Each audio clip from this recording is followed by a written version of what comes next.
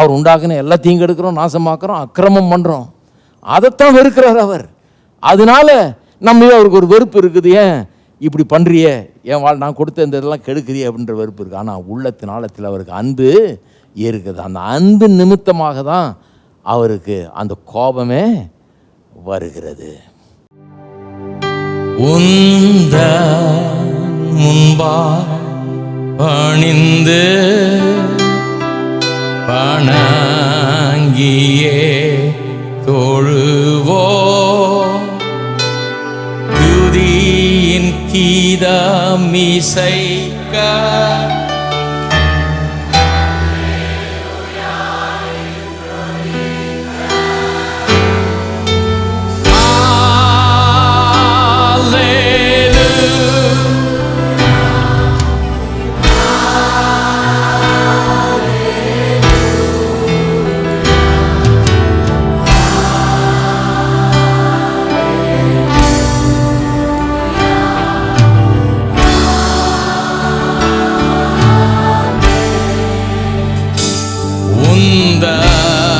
முன்பாய் பணிந்து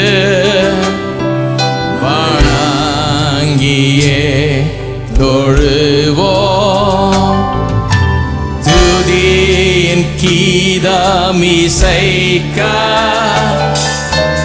அல்லேலூயா என்றொலிக்க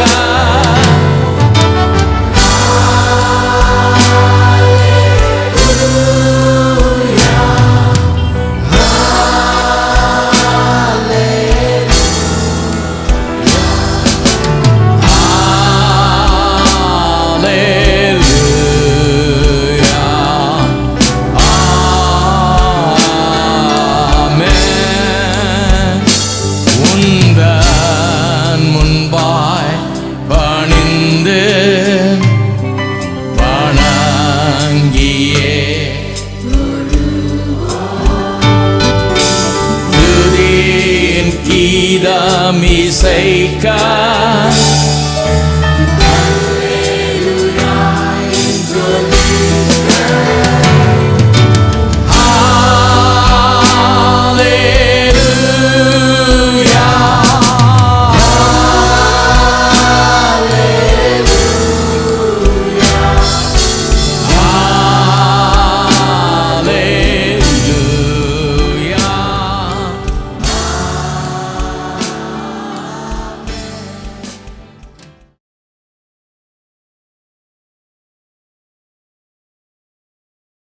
எதை பிடிக்கணுமோ அதை பிடிக்கிறது இல்லை பாருங்கள்.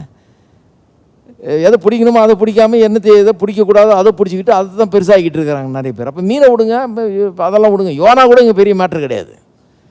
இதெல்லாம் கதைக்கு அவசியமாக இருக்குது. ஆனால் மேட்ரே வேறு. அங்கே போய் ஜெபம் பண்ணுறான், சரின்னு கடைசியில் மீன் கொண்டாந்து கரையில் கக்கும்படியாக செய்கிறார் கத்தர். கரையில் கக்கிடுச்சு கக்குன பிறகு கத்தர் சொல்கிறார், திருப்பி நினைவே கிளம்புன்றார். இப்போ ஒழுங்காக சேர்றான் நினைவேக்கு. ஒழுங்காக நினைவே சேர்ந்து அங்கே ஏன் இங்கே வராமல் விட்டான்றதை அவனே சொல்கிறான் பாருங்க. நினைவே வந்த பிறகு சொல்கிறான் கத்தர்கிட்ட.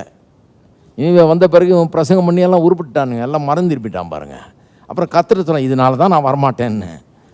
அவன் என்ன கெட்டானு பாருங்க. வந்தால் நான் பிரசங்கம் பண்ணால் அவன் திருந்திட்டான்னு என்ன பண்ணுறது அப்படின்ற ஒரு கெட்டணத்தில் தான் வராமல் இருந்தான் பாருங்க. சொல்கிறான் பாருங்க 4ஆம் அதிகாரத்தில் 2ஆம் வசனம் பாருங்க. 1ஆம் வசனத்திலேருந்து யோனாவுக்கு இது மிகவும் விசனமாக இருந்தது. எது மிகவும் விசனமாக இருந்தது? 3ஆம் அதிகாரத்தை வாசித்து பார்த்தீங்கன்னா, ஜனங்கள்லாம் ரெட்டுடுத்தி ராஜாமோர் கொண்டு உபவாசம் இருக்க ஆரம்பிச்சிட்டாங்க. ஒரு நாய் பூனை கூட சாப்பிடக்கூடாது, ஆடு மாடு கூட சாப்பிடக்கூடாது, எல்லாம் உபவாசம். நம்ம ஊரில் உபவாசம் கேள்விப்பட்டிருக்கீங்க நீங்கள். இதுதான் ரியல் ஆடு மாடு கூட சோறு தண்ணி கிடையாது. அவ்வளோ பெரிய ஒரு மனம் திரும்புதல் உண்டாயிடுச்சு. போய் பிரசங்கம் பண்ணுறான் பாருங்க. கொஞ்சம் தான் பண்ணான், கொஞ்சம் பிரசங்கத்திலே அவ்வளோ பெரிய ரிசல்ட்டு. கடவுள் அவனுக்கு உள்ளத்தை ஆயத்தப்படுத்தி வச்சுருக்காரு. மீன் ஆயத்தம் பண்ணவர் அது பண்ண மாட்டாரா? இவன் போய் பிரசங்கம் பண்ணோன்னா அவன் மனது வரைக்கும், ஆண்டவரே நாங்கள் பெரிய தப்பு பண்ணிட்டோம், இவ்வளோ கொடூரலாக இருந்திருக்கிறோம், நாங்கள் அழிஞ்சு போகக்கூடாது, காப்பாற்ற ஆண்டவரேன்னு மனம் திரும்பி எல்லாரும் கண்ணீர் விட்டு அழ ஆரம்பிச்சிட்டான். ராஜா மோர் கொண்டு ரட்டு எடுத்துக்கிட்டு சாம்பலில் உட்கார ஆரம்பிச்சிட்டான். உபவாசம் இருக்கிறானுங்க, ஆடு மாடு கூட சோறுது இல்லை. அந்த மாதிரி ஒரு மனம் திரும்புதல் தேசம் முழுக்க உண்டாகுது. யோனாவுக்கு இது மிகவும் விசனமாக இருந்தது. என்ன இவாஞ்சலிஸ்டோ இந்த ஆள் தெரியல எனக்கு.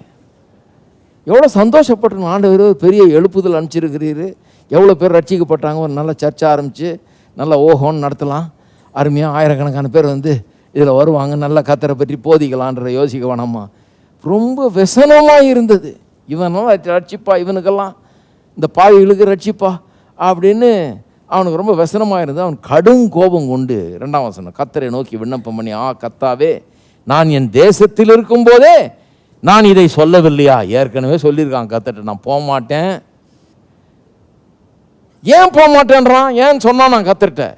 இது நிமித்தமே நான் முன்னமே தர்ஷீஷுக்கு ஓடி போனேன், நான் உம்மட்டே சொல்லியிருக்கேன் நான் அப்படின்றான்.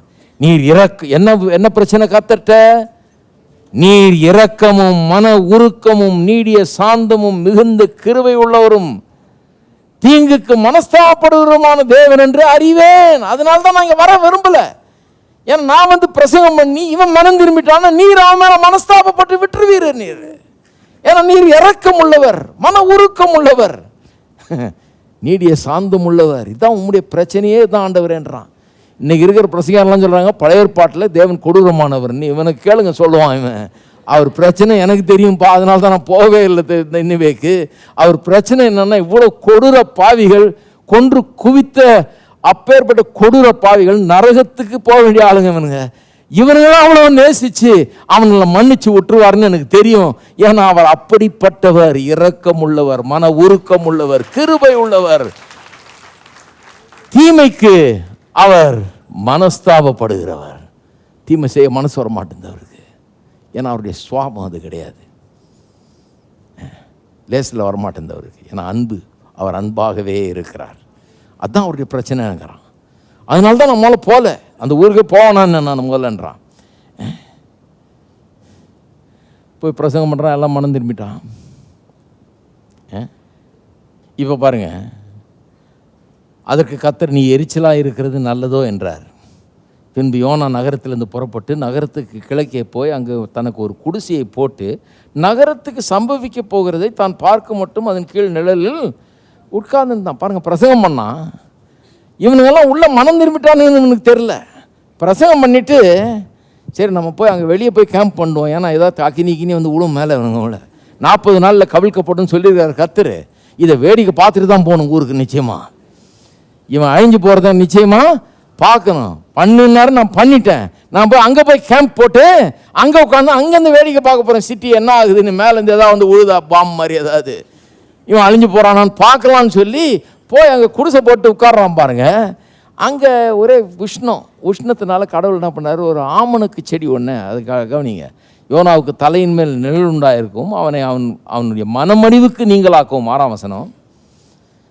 தேவனாய் கர்த்தர் ஒரு ஆமணக்கு செடியை முளைக்க கட்டளையிட்டு அதை அவன் மேல் ஓங்கி வளர பண்ணினார். அந்த ஆமணக்கின் மேல் யோனா மிகவும் சந்தோஷப்பட்டான். கர்த்தர் பாருங்க, யோனா மேலேயும் இரக்கமுள்ளவராக இருக்கிறாரு. வெயில் ரொம்ப தாங்க முடியாத வெயில், உஷ்ணம், களைச்சி போய் வந்திருக்கிறான். பிரயாணம்லாம் பண்ணி, கடல் கடியிலலாம் பிரயாணம் பண்ணுறதுன்னா எவ்வளோ பெரிய வேலை, அது எல்லாம் பண்ணி வந்திருக்கிறான். அவனுக்கு சரி இவ்வளோ எரிச்சலாக இருக்கிறானேன்னு சொல்லி குடிசை போட்டு உட்கார்ந்தவனுக்கு இன்னும் கொஞ்சம் ஏர் கண்டிஷன் பண்ணி தரலான்னு சொல்லி ஓவர் நைட்டு, ஒரே நைட்டில் பாருங்கள், ஒரு ஆமனுக்கு செடியை ஒன்றா வளர பண்ணுறாரு. வளர்ந்து அது அப்படியே மூடிக்குது. அது மூடினோடனே குழுன்னு இருக்குது. வெயில் அடிக்குது. இங்கே நல்லா படுத்து தூங்க முடியுது. அவனுக்கு ரொம்ப இன்பமாக இருக்குது. அவனுக்கு ரொம்ப சந்தோஷம். அவனுக்கு பரவாயில்லையே. அந்த ஆமனுக்கு செடியை பார்த்தோன்னா அவன் என்ன நினச்சிருப்பான் பார், கர்த்தர் என் மேலே ஆசையாக இருக்கிறாரு, நான் ஆபிரகாமின் பிள்ளை, என் மேலே அவர் அன்பு கூறுறாரு, அவனுங்க அக்கிரமக்காரனுங்க, அவன் மேலே அக்னி வந்து உழப்போகுது, நான் இங்கேருந்து வேடிக்கை பார்க்க, இந்த ஏர் கண்டிஷனில் உட்காந்து அங்கே வந்து அக்னி வந்து உழவுறதை நான் வேடிக்கை பார்க்க போறனாக்கும். கர்த்தர் எனக்கு என்னைக்கு ஆமனுக்கு செடியை எனக்காக ஓவர் நைட் ஒன்று வளர்த்து கொடுத்தாரோ அன்னைக்கே எனக்கு தெரியுது கர்த்தர் என் சைடில் இருக்கிறாரு. இந்த அக்கிரமக்காரன் அவர் எதிர்க்கிறாரு, அவனை பயக்கிறார், அவனை அழிக்க நினைக்கிறார். அவன் அழிவை பார்க்காம நான் ஊருக்கு போறது இல்லைன்னு உட்காந்துருக்கிறான் பாருங்க ஏர் கண்டிஷனில். அடுத்த நாள் 7 மறுநாளிலோ கிழக்கு வெளுக்கும் நேரத்தில் தேவன் ஒரு பூச்சியை கட்டளையிட்டார். ஏர் கண்டிஷனை கொடுத்தாரு. அடுத்த நாள் ஒரு பூச்சி அனுப்புகிறாரு. அது ஆமனுக்கு செடியை அரித்து போட்டது. அதனால் அது காய்ந்து போயிற்று. சூரியன் உதித்த போது தேவன் உஷ்ணமான கீழ்காற்றை கட்டளையிட்டார். அப்பொழுது வெயில் யோனாவினுடைய தலையில் படுகிறதுனால் அவன் சோர்ந்து போய் தனக்குள்ளே சாவை விரும்பி, நான் உயிரோடு இருக்கிறதை பார்க்கலாம், சாகிறது நலமாக இருக்கும் என்றான். அவ்வளோ கோபம் அவனுக்கு. ஒரே நாளில் அற்புத விதமாக ஃபஸ்ட் கிளாஸ் ஏர் கண்டிஷன் பண்ணிடு. அடுத்த நாள் ஒரு பூச்சி அனுப்பிச்சு அதை தின்ன வைக்கலாமா? அறிக்கை விட்டுட்டீரு. இப்போ உஷ்ணமான காற்று வேறு அடிக்குது, உருன்னு ஏறுது எனக்கு தலையில், எவ்வளோ கஷ்டமாக இருக்குது எனக்கு, நான் செத்தா நல்லா இருக்கும் அப்படின்னு பேச ஆரம்பிச்சிட்டான். அப்பொழுது தேவன் யோனாவை நோக்கி, நீ ஆமனுக்கு நிமித்தம் எரிச்சலாக இருக்கிறது நல்லதோ என்றார். ஒரு ஆமனுக்குக்காக அவ்வளோ எரிச்சல் உனக்கு, அதற்கு அவன் நான் மரணபரியன்னு எரிச்சலாக இருக்கிறது நல்லது என்றான். மகா கோபம் அவனுக்கு. இதுக்காக நான் வாழ்நாள் முழுக்க எரிச்சலாக இருக்க போகிறேன் இந்த ஆமனுக்கு செடிக்காகன்றான். அதற்கு கர்த்தர் சொல்கிறார் பாருங்க, இதுதான் பாயிண்ட்டே, இங்கே இதுதான் பாயிண்ட்டே. அதற்கு கர்த்தர், நீ பிரயாசப்படாததும் நீ வளர்க்காததும் ஒரு ராத்திரியிலே முளைத்ததும் ஒரு ராத்திரியிலே அழிந்து போனதுமான ஆமனுக்காக பரிதபிக்கிறாயே, வலது கைக்கும் இடது கைக்கும் வித்தியாசம் அறியாத 120,000 பேருக்கு அதிகமான மனுஷரும் அநேக மிருக ஜீவன்களும் இருக்கிற மகா நகரமாகிய நினிவேக்காக நான் பரிதபியாமல் இருப்பேனோ என்றார்.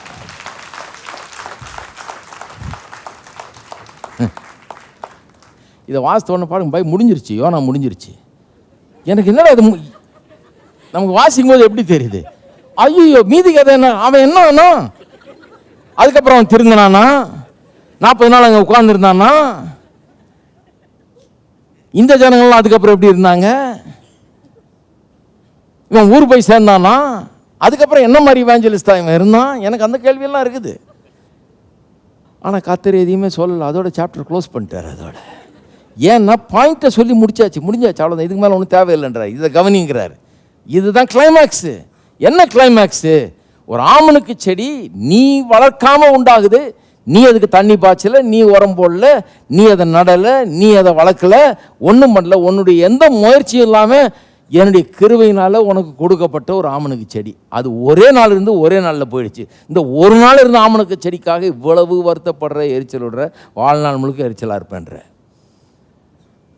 மனு வர்க்கத்தை நான் உண்டாக்குனேன், பூமியை அவர்களுக்காக நான் உண்டாக்குனேன், எல்லாத்தையும் அவர்களுக்கு கொடுத்தேன்.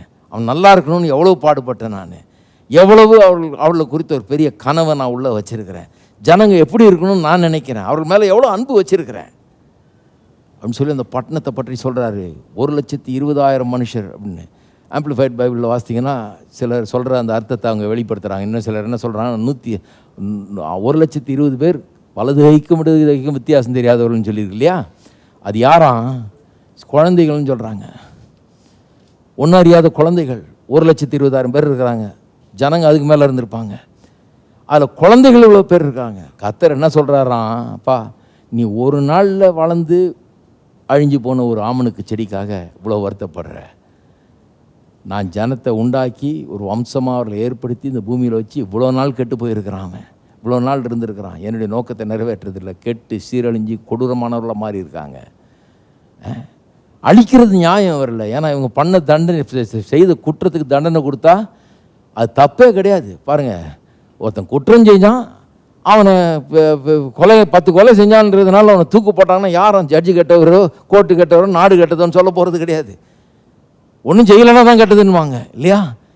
ஏன்னா நியாயம் செய்யணும், அப்படிப்பட்ட ஆளை தண்டிக்கணும்னுவாங்க. அப்போ நினிவே பட்டணம் அவ்வளோ அக்கிரமம் நிறைஞ்ச பட்டணம், அத்தனை பேரை கொன்று குவிச்ச ஒரு பட்டணம், அவ்வளோ பெரிய அக்கிரம கொடூரர்கள் இவர்கள். இவர்களை கொன்றாலும் சரி, இவர்களை அத்தனை பேரையும் ஒன்றும் இல்லாமல் ஆக்கினாலும் சரி, எல்லாமே நியாயமாக தான் இருக்கும். யாருமே அதை அநியாயம்னு சொல்லவே முடியாது. நிறைய பேர் சந்தோஷப்படுவாங்க இவன் அழிஞ்சான்னா, ஏன்னா அவ்வளோ அக்கிரம பேர் வழிங்க. இவங்க பக்கத்தில் இருக்க ஊரெல்லாம் சந்தோஷப்படுவான், அவ்வளோ அக்கிரமக்காரர்கள். ஆனால் கர்த்தர் சொல்கிறாரு, அங்கே 120,000 ஒன்றும் அறியாத குழந்தைங்க இருக்கிறாங்க, நான் எப்படி அழிக்கிறது? கர்த்தர் இரக்கமும் மன உருக்கமும் கிருபையும் நீடிய சாந்தமும் தீமைக்கு மனஸ்தாபப்படுகிறவருமாய் இருக்கிறார். எப்படி கர்த்தர் யோசிக்கிறார் பாருங்க. சிலர் ரொம்ப சர்வசாதாரணமாக சொல்லிடுறாங்க. நல்ல லெசன் பாருங்க. இந்த மாதிரி நிறைய இவாஞ்சலிஸ்ட் இருக்கிறாங்க. யோனா மாதிரி.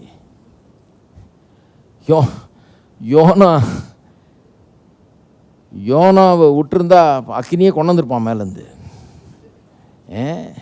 அப்படிப்பட்ட ஆள். சில நேரத்தில் ஊழியக்காரன் சரியில்லைன்னா கூட ஜனங்களை கர்த்தர் ஆசீர்வதிக்க. சில பிரசங்க கேட்டிருக்கேன் நான், கர்த்தர் உன்னை கையை ஓடிப்பார், காலை ஓடிப்பார், கொண்டு போடுவார், உன்னை பிடிச்சி கீழே தள்ளுவார், கழுத்தை முறிப்பார், எல்லாம் சொல்லுவாங்க, ஊதி போடுவார். எல்லாம் சொன்ன பிறகு ஒரு 4 பேர் ரட்சிக்கப்படுறான் அந்த கூட்டத்தில். நான் நினைக்கிறது உண்டு, கர்த்தர் எவ்வளோ நல்லவர். இந்த பிரசங்கத்தெல்லாம் அவன் கேட்காத பண்ணி, அவன் காதை அடைச்சி, இவர் சொன்னதெல்லாம் அவனுக்கு மண்டையில் ஏறாதபடி பண்ணி, அதன் மத்தியில் அவர் அவன் உள்ளத்தில் பேசி, அவன் நான் ரட்சிக்கப்படுறேன், ஆண்டவர் ஏற்றுக்கு, இந்த ஆண்டவர் எனக்கு வேணும். எந்த ஆண்டவர்? இவர் சொன்ன ஆண்டவர் இல்லை, இவர் வேற ஆண்டவர் சொன்னார். அந்த ஆண்டவர் எனக்கு வேணும்னு சொல்லி அவன் முன்னுக்கு ஏற்றுக்கொள்கிறான். எனக்கே ஆச்சரியமாக இருக்கும். பேதுரு அப்படி தான் போனான் பாருங்கள். பேதுருவை புறஜாதியான் வீட்டுக்கு ஒருத்தர் வீட்டுக்கு அனுப்புகிறாரு. யார்? கொர்நேலிய வீட்டுக்கு. அது வரைக்கும் புறஜாதியார் மத்தியில் அவங்க பண்ணல பாருங்கள், யூதர்கள் மத்தியில் தான் பண்ணிட்டுருந்தாங்க. புறஜாதியான் வீட்டுக்கு போகிறது அவ்வளோ கஷ்டம். ஏன்னா பெரிய ப்ரெஜிடிஸு. ரட்சிப்புன்றது யூதர்களுக்கு தான். கடவுள் நம்ம கடவுள், அவன்லாம் அழிஞ்சு போகிறதுக்கு பிறந்தவன் அப்படிங்கிற ஒரு எண்ணம் அவங்களுக்கு பாருங்கள். ரொம்ப பயஸ் உள்ள. கர்த்தர் ஒரு தரிசனத்தை காட்டுறாரு. மேலேருந்து ஒரு பெரிய துப்பட்டி மாதிரி இறங்குது, அதில் 4 கால் மிருகங்கள் நிறைய இருக்குது. அடித்து புசின்றாரு. ஐயோ, நான் இதெல்லாம் சாப்பிட்றது இல்லையா ஆண்டவர், நான் யூதனாச்சே, நீ நானும் ஒரே ஜாதி, என்னை போய் அடித்து சாப்பிட சொல்கிறீரு அப்படின்னு ஒன்று. அவர் சொல்கிறாரு, நான் எதை பரிசுத்தம்னு சொல்கிறேனோ அது அசுத்தம், நீ சொல்லாத அப்படின்னா. என்ன சொல்கிறாரு? புறஜாதியான அசுத்தன்னு சொல்லாத, நான் அவனை அன்பு கூறுறேன், அவனை நேசிக்கிறேன், அவனை ரட்சிக்கணும்னு பார்க்குறேன். நான் நேசிக்கிறவனை நீ வெறுக்காத போன்றாரு. கரெக்டாக இப்போ பார்த்துக்கிட்டே இருக்கான். அந்த இடத்துல கீழே ஆள் தட்டுறாங்க கதவை. கீழே போய் பார்த்தா ஒருத்தர் அட்ரஸை கொடுத்தவன் இன்னொருத்தருக்கு அட்ரஸை கொடுத்துருக்காரு. கர்த்தர் இங்கே இருக்கிறான்னு. எப்படி பாருங்கள் கர்த்தர். யோனா, அதனால தான் யோனா கதையை நம்புகிறேன் நான். மீன் வாயை திறந்தது போல் இங்கே ஆளுக்கு அட்ரஸை கொடுத்து இங்கே அனுப்புகிறாரு. கூப்பிட்டு போகிறாங்க பாருங்கள். கொர்நேலி வீட்டுக்கு போன உடனே நான் நினைக்கிறேன், கொர்நேலி வீட்டுக்கு போனோடனே ஒரு மாதிரி இருந்திருக்கும் பேதுருக்கு. ஏன்னா நாம் யூதன், இவன் புறஜாதியான், இவனுக்கு என்ன சுவிசேஷம்? ஒரு பெரிய அவங்களுக்குள்ள ஒரு வேறுபாடு பாருங்கள். வேண்டாம் வெறுப்பாக தான் பிரசங்கம் பண்ணியிருப்பார். பிரசங்கம் பண்ணி முடிச்சுட்டு ஆமேன் போட்டு கரைன்னு கிளம்பலான்னு இருந்திருப்பார். ஏன்னா ஆல்ட்ரு கால் கொடுத்தா அவன் வேறு ரட்சிக்கப்பட்டான்னா, நல்லா ஆகிட்டான்னா வம்பாச்சே. அதனால் சீக்கிரம் முடிச்சுட்டு போகலான்னு சீக்கிரம் முடிக்கிறாரு. ஆவியை ஊற்றிட்டார் கர்த்தர் இவனை கேட்காமலே. இவன் ஆமேன் போடுறதுக்குள்ள அவர் போட்டு ஊற்றி தள்ளிட்டாரு. எல்லாம் ஆவியில் நிரம்பிட்டாங்க. அப்புறம் ஞானஸ்தானம் கொடுக்குறாங்க. அப்போ சொல்கிறாரு, ஏன் ஞானஸ்தானம் பக்கத்தில் இருக்கவங்களாம் கேட்டிருப்பான், எப்படி நீ புறஜாதியான கொடுக்கலாம் ஞானஸ்தானம், இவன் யூதன் இல்லையேன்னு கேட்டது. அவன் சொல்கிறாரு, கர்த்தர் ஆவியை நான் ஊற்ற முடியாது, அவர் தான் ஊற்றணும். அவரே ஊற்றிட்டாரு, தண்ணியை தான் நான் ஊற்றணும்.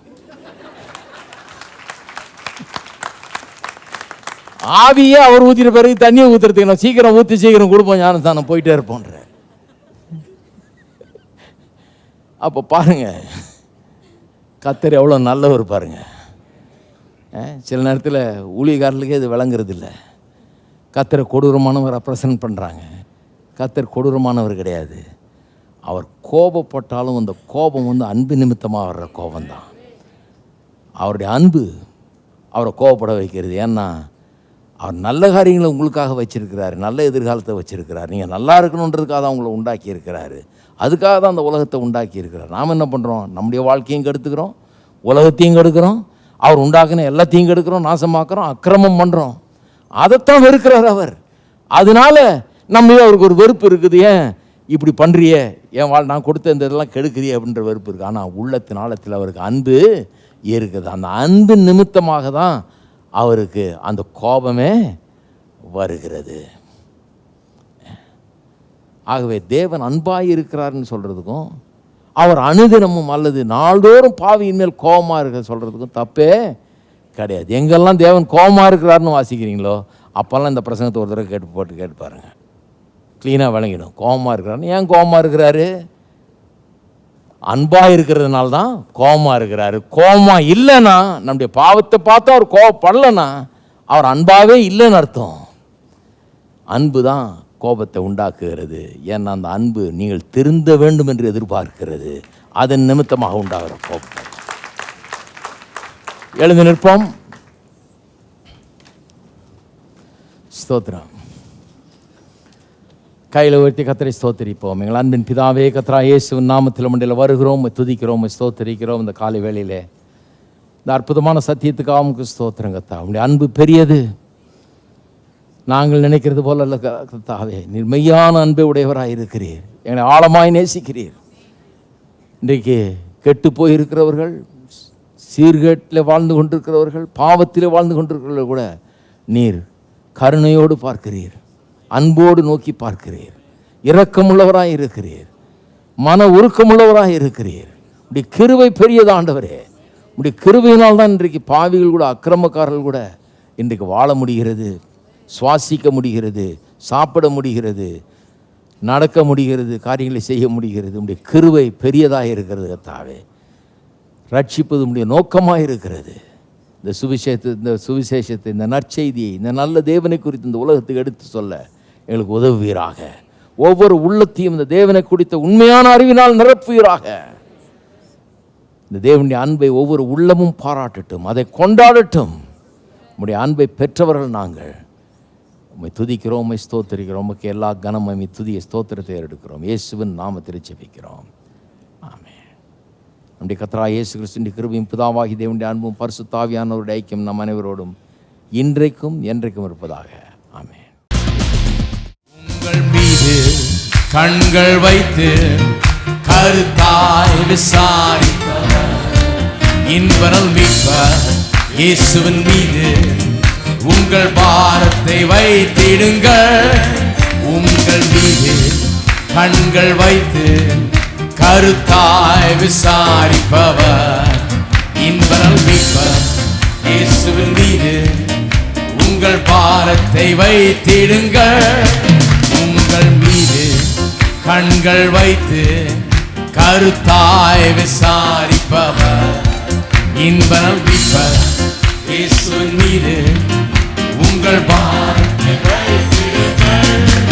உங்கள் மீது கண்கள் வைத்து கருத்தாய் விசாரிப்பவர் இன்பரல் மீட்பர் இயேசுவின் மீது உங்கள் பாரத்தை வைத்திடுங்கள். உங்கள் மீது கண்கள் வைத்து கருத்தாய் விசாரிப்பவர் இன்பரல் மீட்பர் இயேசுவின் மீது உங்கள் பாரத்தை வைத்திடுங்கள். உயர்த்துங்கள், இயேசுவையே உயர்த்துங்கள், ஆர்ப்பரித்து விண்ணதிர உயர்த்துங்கள். உயர்த்துங்கள், இயேசுவையே உயர்த்துங்கள், ஆர்ப்பரித்து விண்ணதிர உயர்த்துங்கள். இயேசுவையே உயர்த்துங்கள், ஆர்ப்பரித்து விண்ணதிர உயர்த்துங்கள். இயேசுவையே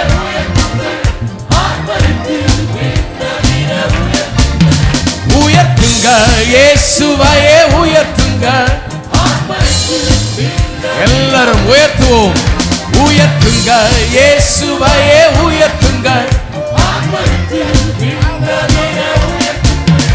உயர்த்துங்கள், இயேசுவையே உயர்த்துங்கள், ஆர்ப்பரித்து விண்ணதிர தோற்கடித்து காலடியில் கீழ்ப்படுத்தி வீழ்த்திடுங்கள், சாத்தானையே வீழ்த்திடுங்கள். தோற்கடித்து காலடியில் கீழ்ப்படுத்தி வீழ்த்திடுங்கள், சாத்தானையே வீழ்த்திடுங்கள். தோற்கடித்து காலடியில் கீழ்ப்படுத்தி வீழ்த்திடுங்கள், சாத்தானையே வீழ்த்திடுங்கள். தோற்கடித்து காலடியில் கீழ்ப்படுத்தி வீழ்த்திடுங்கள், தோற்கடித்து காலடியில் கீழ்ப்படுத்தி வீழ்த்திடுங்கள். தோற்கடித்து காலடியில் கீழ்ப்படுத்தி வீழ்த்திடுங்கள், சாத்தானையே உயர்த்துங்கள். இயேசுவையே உயர்த்துங்கள், ஆர்ப்பரித்து விண்ணதிர உயர்த்துங்கள். உயர்த்துங்கள், ஆர்ப்பரித்து விண்ணதிர உயர்த்துங்கள். ஆர்ப்பரித்து